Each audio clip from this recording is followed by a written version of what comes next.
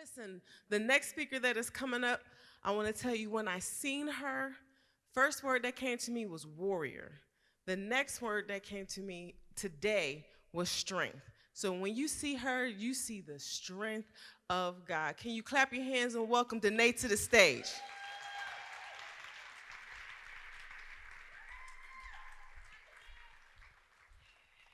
Ooh. Nerves are legit.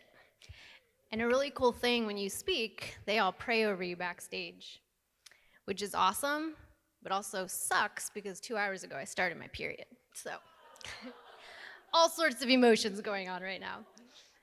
Oh man. I am standing up here today to share with you not the journey I've been on and I'm out the other side of it, but the journey I'm on and in the middle of. And what God is teaching me and showing me in the middle of this journey. All of these women up here and their stories, we all want you to desperately know that you are known and loved by God, that you have value and worth, and that you matter. So I hope by me telling my story that you will see that as well. You see, ever since I can remember, the lies that I would tell myself and believe as truth, where I don't belong, I'm different, I'm not good enough, I'm not enough, I have no value, I have no worth. I could tell you that God loved me, but I wasn't living and believing out that love. Even just speaking here at Akron Women on Purpose, literally 2 seconds ago, I just said this to them too, was the lies of like, my story doesn't matter, I have nothing worthy to tell you guys, and I'm just gonna waste your time. Those are the lies I'm still fighting, and those are the lies I continue to fight. My wise counselor once told me this parable of these two men that were chained up and living in this cave their whole lives, and all they could see was the wall of the cave. And they could hear muffled voices behind them of people living, and the water streaming, and the birds chirping. But they couldn't see it. And one day this man escaped, and he ran out, and he saw the light. And he saw that the light was good, and the light was great, and he started living in the lightness, in the light. But he was tempted to run back into that cave of darkness because that's what he had known his whole life, and that's what he was used to. And I find that I am that man sometimes, where I've found God's truth and love in the light, and it's so good and it's so great, but there are so many times I find myself wanting to run back into that cave of darkness and lies. I continually use circumstances, relationships, words spoken to me to reinforce these lies all the time. When someone tells me I do a good job or compliments me, my first thoughts are, everything I did wrong, or you have to tell me that because you're my friend. I could walk into a room of people and tell you every reason why everybody in that room is better than me.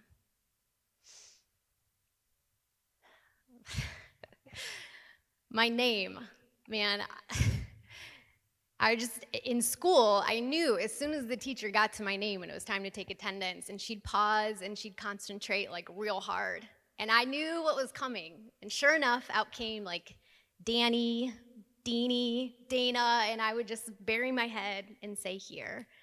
But I really wanted to crawl under my desk because the lies that I told myself were, you're different and you don't belong. Those of you that know me well know how clumsy I am. I sliced open 2 of my fingers, cutting off tape from a lacrosse stick. I find every wall to run into, crack to trip on. I break half of our glasses. Oh, man. But instead of going like, oh, that's my charm, I'm super clumsy, what I tell myself is, you're stupid, you always make mistakes, you're unworthy. So I find myself continually proving and trying to earn the love and acceptance of others. And I'm always comparing myself to everybody around me, and I'm never measuring up. From the ages of 18 to 22, I called off my engagement to my boyfriend of 4 years. My family told me I was making a mistake, I didn't know what I was doing, and not to do it. I then met and married my husband to find out he had a rare kidney disease that was incurable. I started working at a company that I would later find out was super toxic and unhealthy for me. And I had a miscarriage at 12 weeks and had to have DNC surgery. Right before they took me back to prep me, they wouldn't let my husband back there with me. I went to the bathroom and I lost everything in the toilet. And I just remember bending over that toilet crying, thinking, I did something to deserve this. I did this. And I used all of these things, all of these circumstances to reinforce that I was unworthy, alone, I didn't belong, and bad things always seemed to happen to me. In 2011, my husband's kidney disease reached a point that he was going to need a kidney transplant.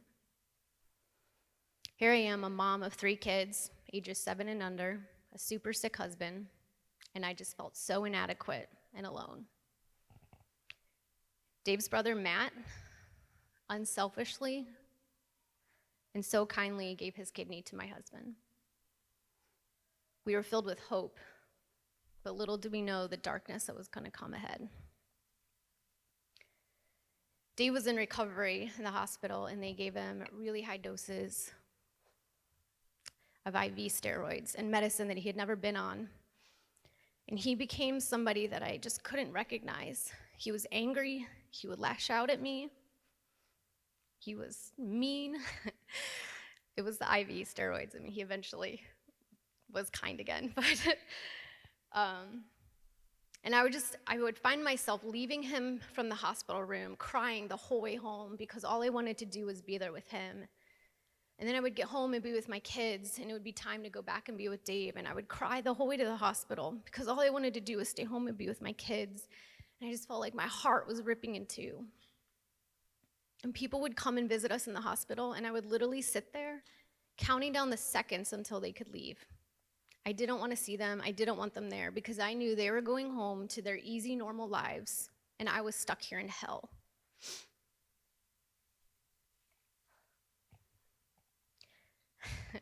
We eventually come home from the hospital, and I'm dealing with a lot of trauma from what just happened. But I had to push it all down because a couple months after that, we go to my husband's checkup appointment, and they tell us because of the high doses of medicine he's on that we can no longer have kids. He'll be on this medicine for the rest of his life. So since my husband just had major surgery and we met our deductible, we both decided that I was going to get my tubes tied. So here I am, a young mom, young kids. People are telling me I'm making a mistake. I'm too young. My kids are too young. Where's your faith? And at age 28 years old, I felt like I was doing something so final and couldn't have kids anymore. I felt like I was defined as a wife of a sick husband, and that everybody looked on me with pity. I felt alone, unworthy, insignificant. We eventually figure out this life, this new normal of Dave living immune suppressed and what this looks like. Constant anxiety if sickness comes to our home, if our kids come home sick. Will this mean Dave's back at the hospital? Years go by, and it's a roller coaster of Dave doing well to Dave being in the hospital and the trauma that comes flooding back the second I walk in those doors. On top of this, I'm working at a company that you're not seen or valued unless you're working nights, weekends, going to work sick. I constantly felt like I was trying to prove and earn that I had value and worth, to be shown and told repeatedly that I had no value or worth. I felt like I was losing who I was. I felt like I was losing all of my joy, and I just continually felt unworthy and insignificant. But God never stopped loving me and pursuing me in all of this. So during that time, I decided, I forgot that picture was up there.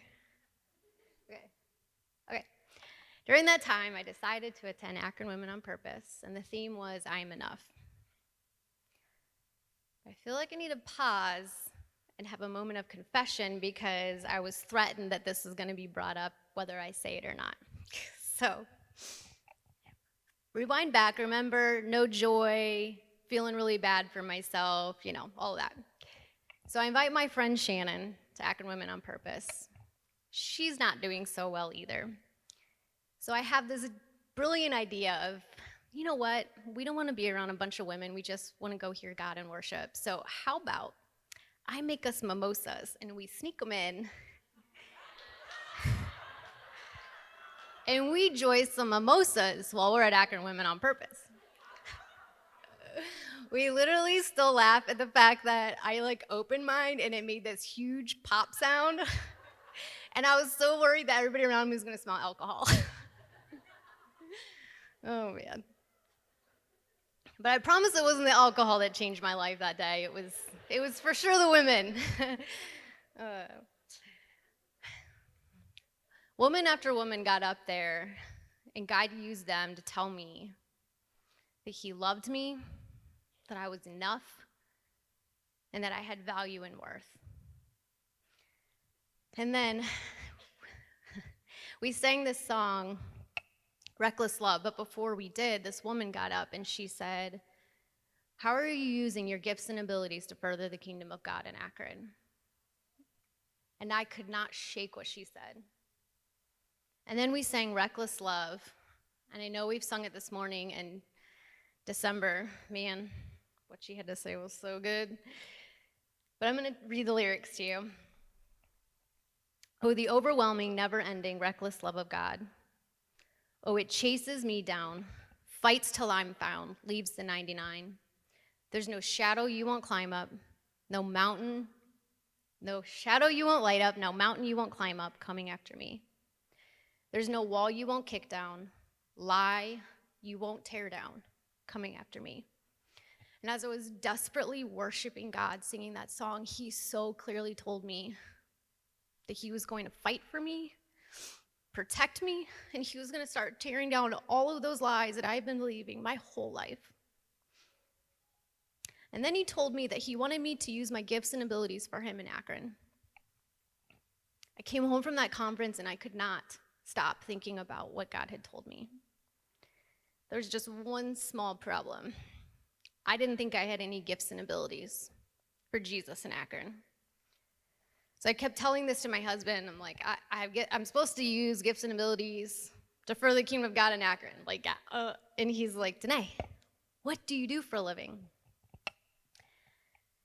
But then I had to push all that aside because 2 weeks after the conference, my husband's health declined, and he reached a point that he was going to need another kidney. You see, my husband has an autoimmune disease that he produces too many antibodies that in turn attack his kidney. And this time around, he had so many antibodies that he had a 4% chance of finding a donor. 25 of our friends and family went and got tested, and not one was a match. And then one day this woman came into Cleveland Clinic to get tested for her friend, and our doctor heard God tell him to test her against Dave, and she was a perfect match. But her friend still needed a kidney. So since I was O blood type, a universal donor, and was already in the system to be tested for Dave, I volunteered. I said, I'll give my kidney away so that my husband can have a kidney.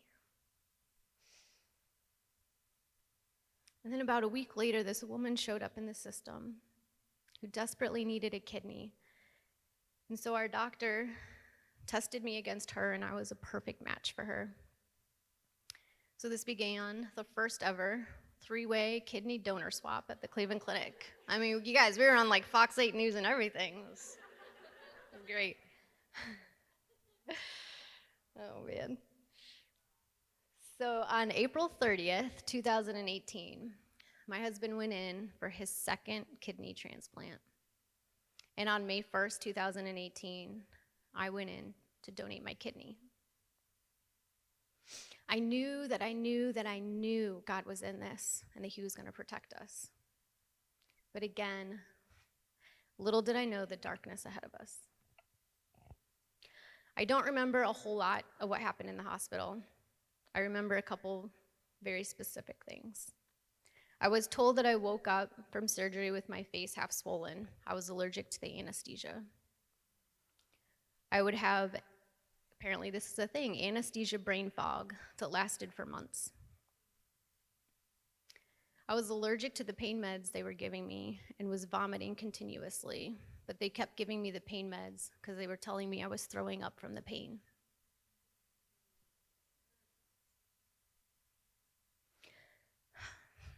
On the day after my surgery, I'm in the hospital room, and my husband calls me from his room, and he tells me that his kidney isn't working. It's not waking up, and the doctors don't know what to do.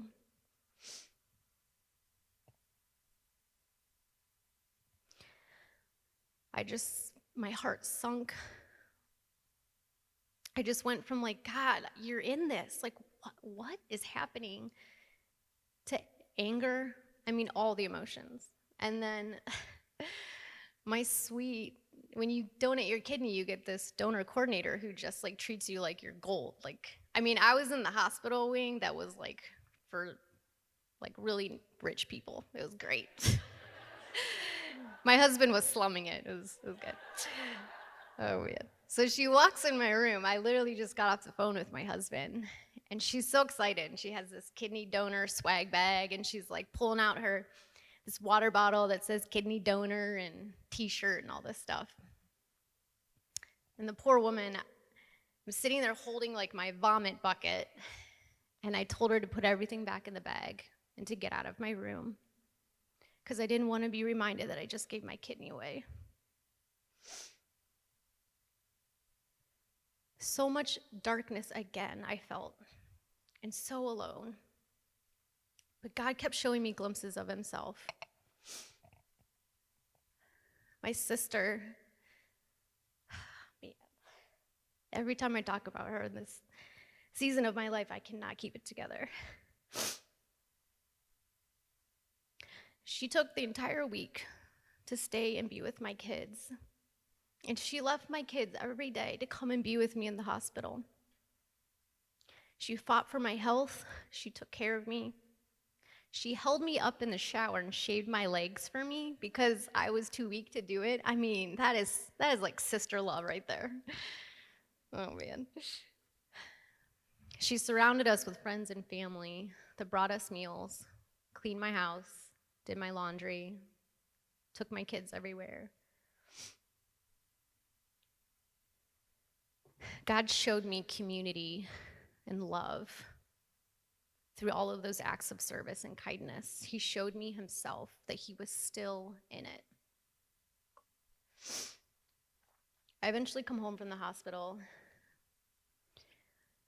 and I'm not sleeping because when I was in surgery, apparently my back fell off the table a little bit, and it messed up my back, and I couldn't sleep.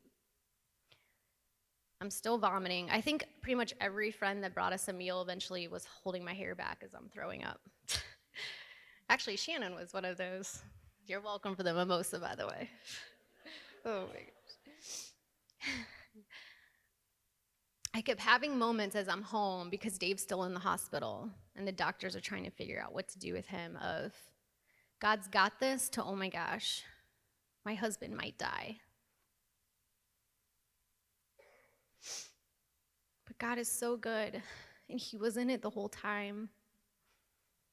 I eventually recovered, and the doctors finally figured out how to help him and get his kidney working. And God gave me forced rest. I am not one to rest. And this whole time, God made me rest, and he made me rest in him. And he told me that I was to start a business using my gifts and abilities to help organizations in Akron thrive. So I told my coworker, Chad, of this crazy idea that God had given me, and I asked him if he would help me. So he took a couple weeks to pray about it with his wife and came back and said he was in. And Imix was born.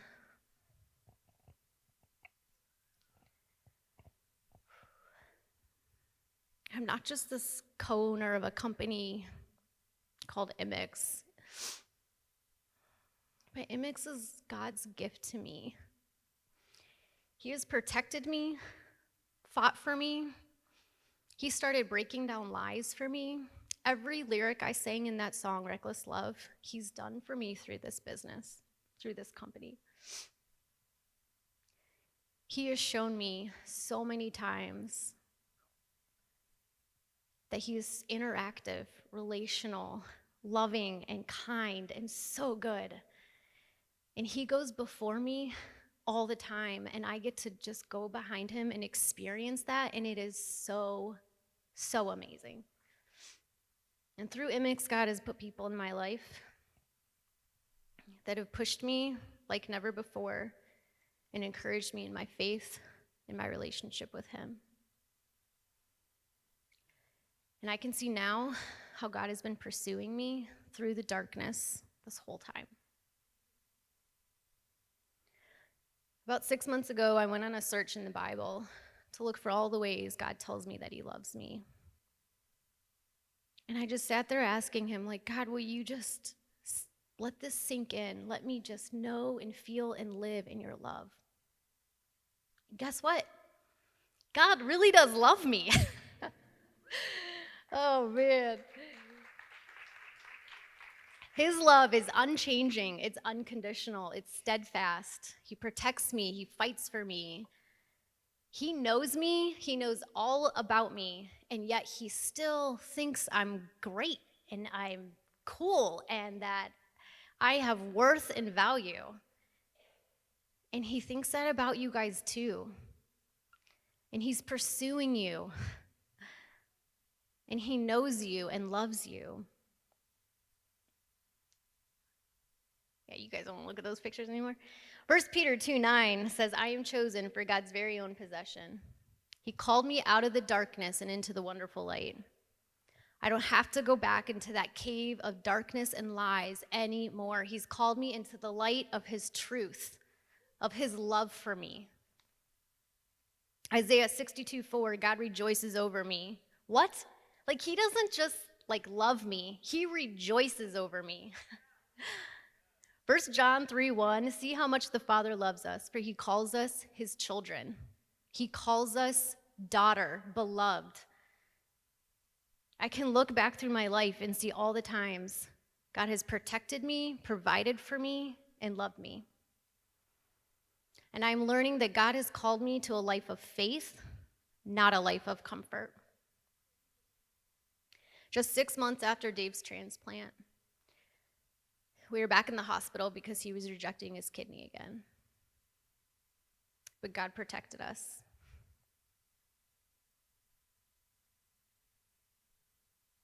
This is why I say I'm still in the middle. And about 6 weeks ago, Dave started rejecting again.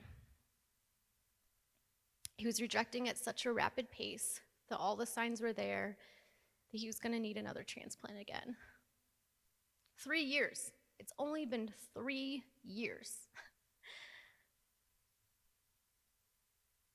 And we're in and out of that hospital. He's been there twice for probably 4 days each in the past 6 weeks. And all the trauma comes flooding back. And every time I leave him, I cry. And every time I leave my kids, I cry. It's the same emotions. But this time, I'm not filled with fear or worry or angst or doubt. I'm filled with the peace and the presence of God. There's still sadness because watching your husband suffer sucks. But I have sadness and presence together, or sadness and peace together. And I'm learning through a wise friend that both of those can live together inside of me, and it doesn't mean that I have lack of faith. And during this time, as I was sitting in the hospital next to my husband, God told me that he was going to heal him.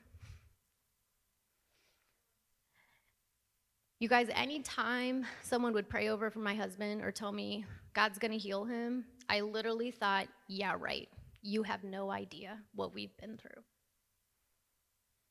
And this time, God just made it so clear that he is going to bring healing and peace to my husband, to our family, to me. And he's confirmed it through relationships. The lies that I've been living in, the words of death that I continually speak over myself, the circumstances, the relationships, everything that I use to reinforce those lies are for sure getting so much more less. I'm learning that until I throw off the lie that God's love isn't for me, all of my relationships, my thoughts, my decisions, they're all twisted up in the mistaken belief that I'm worthless. You guys, every lie is from the devil. And it's in direct competition of what God knows to be true. And the devil, he is not creative. He gives me those same lies over and over again in different ways. You have to consume and fill yourself repeatedly and constantly with God's truth. My theme song that I have up on the wall in my office that I play continuously. I don't have it. Never mind. I'm so sorry. I thought I put the lyrics, but I guess I didn't. It's the song You Say by Lauren Daigle. The lyrics are, I keep fighting voices that say I'm not enough. Every single lie that tells me I will never measure up. Remind me once again just who I say I am, because I need to know. You say I am loved when I can't feel a thing. You say I am strong when I think I'm weak. You say I am held when I am falling short. And when I don't belong, you say I am yours. The only thing that matters now is everything you think of me. In you, I find my worth. I find my identity.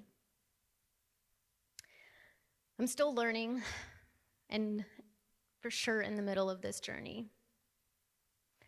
I try and go back to that cave of the darkness and the lies. Just a couple weeks ago, I was having time with Jesus and so frustrated. I wrote in my journal, God, I know and believe your love is for me, what you say about me. Why do I keep coming back here? Why do I keep needing to be reminded over and over again that you love me, that I have worth, that I have value? And you guys, God is so kind. Do you know he reminds me every time? Every time I need it, he reminds me. You just have to constantly seek after him. Every morning when I drive to work, I'm filling myself with his truth. I have to combat the lies continually with God's truth. And God is continually pursuing us here on earth, lavishing out his deep love for us so that we will in turn pursue him for eternity. That is so cool. So today, since I constantly need this reminder, I just want to remind you, women, what God says about you. Because I'm learning that freedom comes when I can see myself the way God sees me. So I want you to know that you're loved, you are enough, you have value, you have worth, you belong, you matter. God knows you and sees you and loves you. Thank you.